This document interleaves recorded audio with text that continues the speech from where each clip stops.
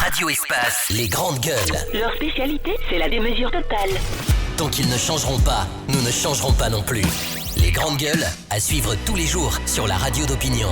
Radio Espace. Tous les soirs, vous avez accès à cette émission ce lundi matin. Merci à vous qui nous regardez à la télévision. Oui, l'actualité est dominée, il faut le rappeler. CENI, le noyau des 17 prend corps aujourd'hui. Dans l'après-midi de ce lundi, le nouveau directoire de l'institution électorale s'engagera par serment à respecter, à faire respecter donc les textes qui réglementent la chose électorale en Guinée. Pendant ce temps, on le sait, l'ancienne formule de l'organe électoral n'a pas été exempte de reproches. Et dans un contexte politique marqué par une succession de crises, notamment à l'opposition et à l'Assemblée nationale, la nouvelle CENI n'est pas prête, il le dit Tamba ce matin, de rassurer.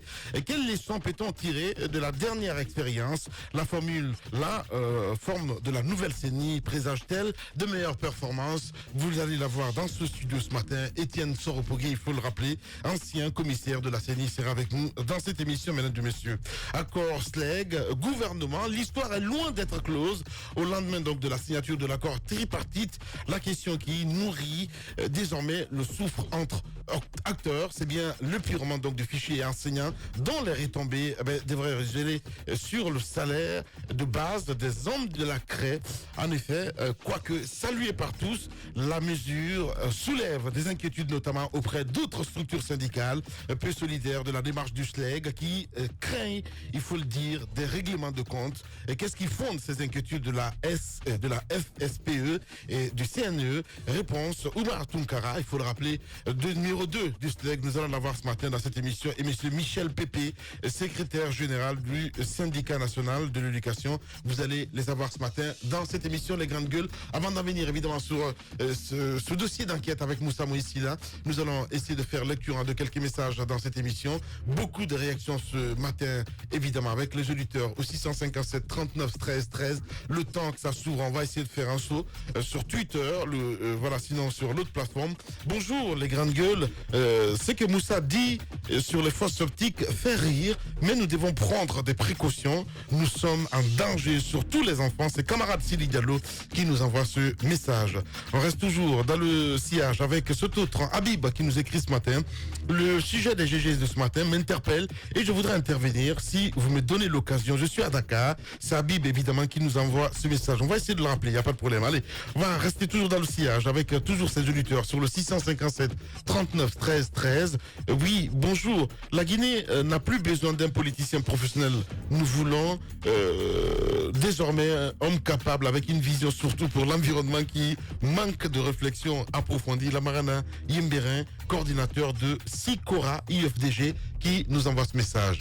On reste toujours dans le sillage, mon cher Tamba. Voilà, même si tu fais les yeux de hibou ce matin, voilà, on va y aller avec cet autre qui nous écrit. Bonjour les grandes gueules. Aujourd'hui, dans notre chère Guinée, il paraît qu'aucune institution ne fonctionne parce que le pays est bloqué sur tous les plans.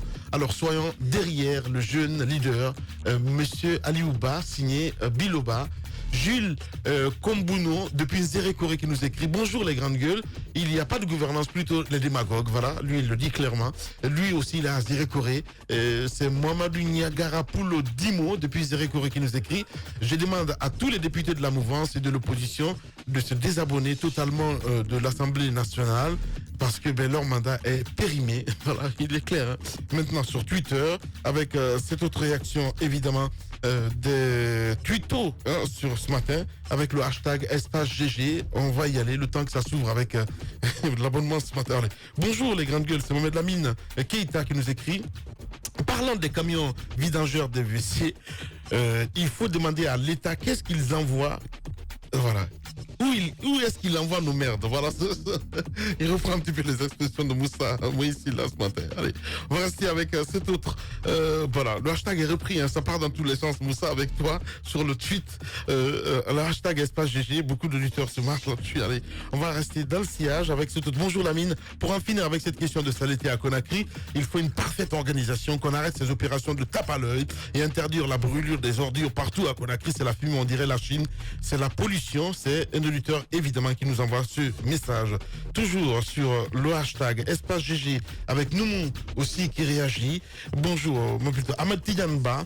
L'incivisme et l'inaction des communes est à revoir dans la gestion des déchets. Les gens en parlent et refusent d'agir dans les faits.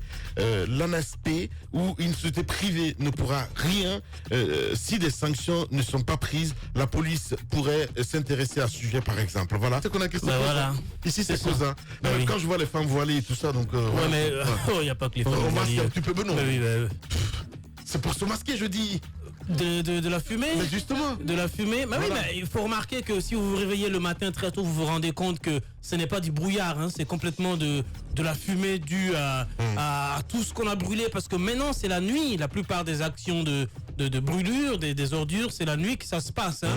Donc, je pense qu'aujourd'hui, il faut vraiment mesurer. On suffoque. Je ne sais même pas si on dort bien. Oui.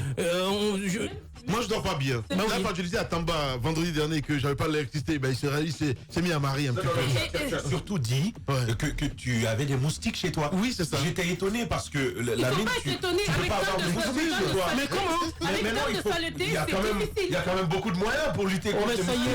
Ça y est. C'est aussi ça. Moi, j'ai fait loger un de mes... tu me déçois ce matin. Non, mais permets-moi. Voix plus grande, Permets-moi de dire à Tamba que moi j'ai fait loger des étrangers, des amis à moi qui étaient venus me rendre visite dans ce qu'on appelle hôtel 5 étoiles à Conakry. Je vais pas dire le nom. Oui. Je vais pas faire de mauvaise pub non plus. Il m'a appelé. Mais vas-y, il m'a appelé. Vas-y. Oh, attendez. Attendez. Il m'a appelé. Il n'y a qu'un seul 5 étoiles. Bon, il n'y a qu'un seul 5 étoiles. Alors, devinez. Alors, il n'y a qu'un seul. Et c'est ben voilà. Oui. Devinez. Là-bas, alors là. Devinez à quelle heure il m'appelle. Non. À 1h30 du matin. J'ai eu peur. Je suis sorti dans le lit. Je dis, mais qu'est-ce qui va pas? Qu'est-ce que tu as eu? Il y a la police qui est venue te chercher ou pas? Il m'a dit non. J'arrive pas à dormir parce qu'il y a plein de moustiques ici dans la chambre. Donc, Tamba, si dans un luxe pareil, oui, tu trouves les moustiques, c'est quand même pas chez la mine Graphique, t'as pas trouvé les moustiques. Justement, pour lutter contre les moustiques. On n'a pas besoin de luxe pour lutter contre les moustiques. Chez moi, c'est pas du luxe. Mais quand même, je sais lutter contre les moustiques. En fait, c'est rudimentaire, c'est élémentaire. On peut pas lutter contre les moustiques à Conakry, c'est impossible. Lorsqu'on s'adonne à de telles pratiques dans les foyers. Par exemple, le jeudi passé, j'étais là au balcon à côté. Il y a une famille qui s'est permis de le faire. J'étais avec Idrissa. On avait tous les deux peur. Parce qu'effectivement, pour brûler les ordures, on a allumé le feu et ça a failli prendre l'arbre qui était à côté. Et un peu en dessous, il y avait les fils. Ce sont les voisins même qui se sont levés pour interpeller la famille pour qu'on vienne éteindre. C'est pour vous dire que à vouloir laisser chacun trouver une solution à ce problème d'ordure, on ira forcément vers d'autres problèmes. Ce qu'il y a lieu de faire, c'est de mettre en place une politique digne de nom de nettoyage. Aujourd'hui, il n'y a rien qui explique cette incapacité de l'État à mettre en place toutes les structures, tout ce qu'il faut pour nous débarrasser de Conakry. Je te rejoins, Lamine, c'est un refus. Pourquoi ça, on ne le sait pas, mais ça ne peut être qu'un refus parce que les moyens ne manquent pas, les compétences ne manquent pas. Voilà. Et Med qui enfonce le clou du côté de Symphonie, on n'en parle pas. Hein. Voilà, ça c'est vers chez les Moustamouis ici. Allez. Et Habib Diallo, bonjour. Oui, bonjour monsieur. Bienvenue. Voilà, bienvenue bonjour. Chez les Grandes Gueules. Tu nous as écrit ce matin, Habib, tu souhaites réagir évidemment sur ce sujet. Tu es chef d'entreprise. On va t'écouter, Habib. Qu'est-ce qui te fait réagir ce matin? D'accord, merci à l'ami, merci à toi et toute ton équipe et encore une fois mes condoléances pour le décès qu'il y a eu au sein de votre radio et toutes mes condoléances à la famille et à tous ses collègues. Le sujet de ce matin m'intéresse beaucoup parce que, voyez-vous, la mine, nous qui sommes à l'extérieur, à l'étranger, on a un peu marre, nous avons un peu marre d'entendre toujours que l'État. Rodi a très bien résumé tout à l'heure. Je pense que le problème de l'insalubrité, il y a deux volets qu'il faut voir, qu'il faut prendre en compte. Sans ces deux volets-là, on ne peut pas avancer. Et d'abord, désenclaver les quartiers pour qu'on puisse évacuer les déchets, ça c'est une réalité. Et il y a la dame, je ne sais pas comment elle s'appelle aussi, qui a rebondi sur un autre volet également, c'est le volet du traitement des déchets. Quand on parle de déchets, on commence d'abord à la fin et on vient vers le début. D'abord, il faut savoir, quand on collecte ce qu'on va amener, qu'est-ce qu'on va en faire. Le premier point, je pense, en ce qui me concerne, ce que j'ai vu dans beaucoup de pays, c'est d'abord le traitement des déchets. tant qu'on n'a pas réglé le problème de traitement, c'est pas simplement déverser les ordures, parce que les déchets, si on ne les recycle pas, si on ne les travaille pas, on peut les mettre, ça peut rester vitam aeternam, les déchets vont toujours rester là. Il faut d'abord savoir ce que nous allons en faire de ces déchets que nous avons collectés. Bien. Désenclaver les quartiers pour que la population puisse évacuer les déchets vers les points de collecte. J'ai vu un processus très simple. Il n'y a pas longtemps, j'étais à Barcelone, qui peut être adapté à notre pays. La ligne, quand j'aurai l'occasion de te voir, je te soumettrai les idées, je te montrerai des preuves qu'on peut très bien nous en sortir en Guinée. La Guinée, c'est un pays qui est très facile à aménager, c'est un pays plat, pratiquement plat sur beaucoup de villes à part le Souta. Il faut que nous prenions vraiment ces histoires de déchets très au sérieux. Bien. Aujourd'hui, nous sommes l'arrivée du monde entier. Bien. Merci beaucoup, Habib. Quand on parle de ma Guinée, je pleure dans mon cœur parce que c'est anormal qu'un pays ne puisse pas rendre un peu son espace un petit peu trop. Bien. Merci beaucoup, Habib Diallo. Il faut le rappeler, Habib, citoyen guinéen qui intervenait ce matin chez les GG.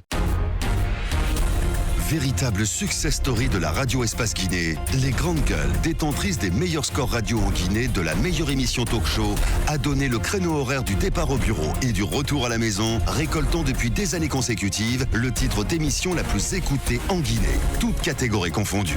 Un grand total de plus de 5 millions d'auditeurs ont été fidèles au talk show Les GG, diffusé jour après jour sur toutes les stations du réseau Adafo Média de 9h à 10h30, un exploit qui restera longtemps dans les annales de la bande FM en Guinée.